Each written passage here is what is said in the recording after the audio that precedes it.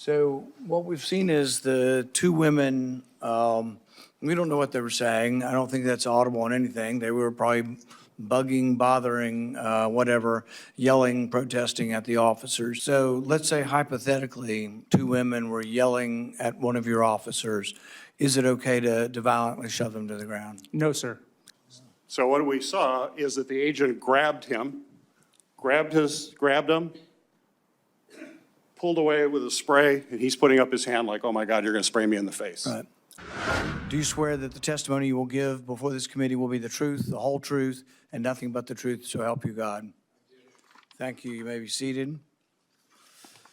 The witnesses' opening statements have been submitted for the record. We will now play a video that has been authenticated. The audio has been reduced except for the sound of the gunshots at the end. And keep going past this. All right, now stop. So what we've seen is the two women, we don't know what they were saying. I don't think that's audible on anything. They were probably bugging, bothering, whatever, yelling, protesting at the officers. So let's say hypothetically, two women were yelling at one of your officers. Is it okay to violently shove them to the ground? No, sir. Mr. Lyons? No, sir. I think what's important about the encounter isn't even the specifics of the investigation. It's about what are your officers trained to do. So your officers are watching it. Some of them are here in the audience. Hopefully some are watching at home.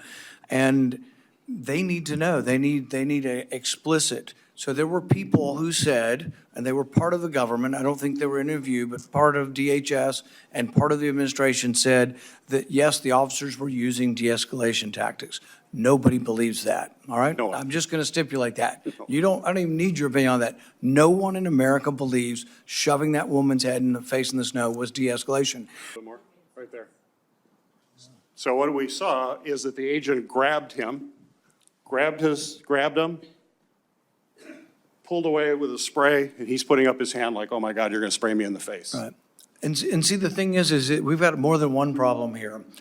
I think that, I understand you not wanting to make conclusions yet, but nobody believes you're gonna, because you made conclusions immediately, not you, but people within the government made conclusions immediately that he was a terrorist and an assassin, that people aren't believing that it's gonna be an honest investigation. It's also been quite a while. And I'm one who, I am very pro-law enforcement. Right there, right, stop. Yeah, stop that if you would. So if you'd stop that, I think what we saw right there, and make sure we're seeing this, that the officer basically started to beat him with a pepper spray canister at that point. That's right before we stopped that. So to both of you, is beating someone with a spray pan, with a canister, is that de-escalatory? You're going to give me the same answer? You don't know if that's de-escalatory?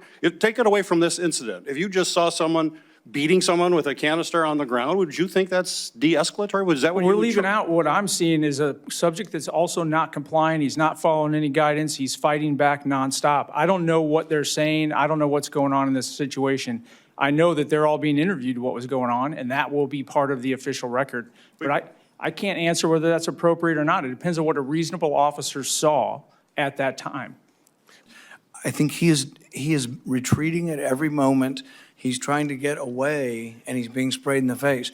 I don't think that's de-escalatory. That's an escalatory thing. So while pepper gas, you might have a theory of how it might be a de-escalation. In this case, without a question, it is.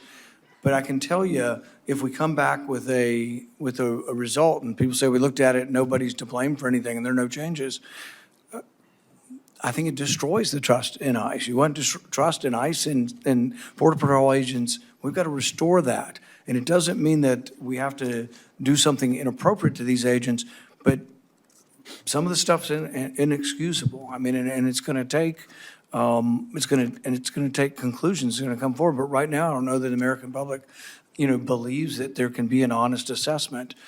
One of 2 of 3 fatalities in Minneapolis in January. 2 of 3 were committed by ICE agents or border control.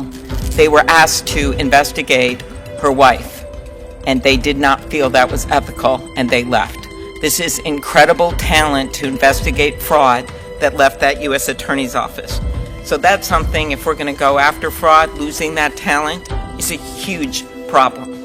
I believe that people who break the law have to go to jail, and people who steal taxpayer money have to go to jail, and that we need to root out fraud in every state. But I got to say, as someone that prosecuted fraud cases for 8 years, the person who recommended Andy Lugar, who did such a tremendous job in exposing this fraud as the U.S. Attorney for the state of Minnesota, and then charged 75 cases, as the person who actually recommended Todd Blanche recommended to Todd Blanche that he put in Joe Thompson as the acting U.S. Attorney. A specific ask I made, and then he did it, because Joe Thompson was the one that led these fraud cases in Minnesota. As a person who actually called the Justice Department years ago and asked for more resources for the Minnesota U.S. Attorney's Office so they would go after these cases, the saddest thing that has happened, besides 3,000 ICE agents landing on the streets of our town, is that we have now lost the 14 assistant U.S. attorneys that were taking on these fraud cases. And they left because they were asked, by all news accounts, to investigate Renee Good, one of 2 of 3 fatalities in Minneapolis in January. 2 of 3 were committed by ICE agents or border control. They were asked to investigate her wife, and they did not feel that was ethical, and they left.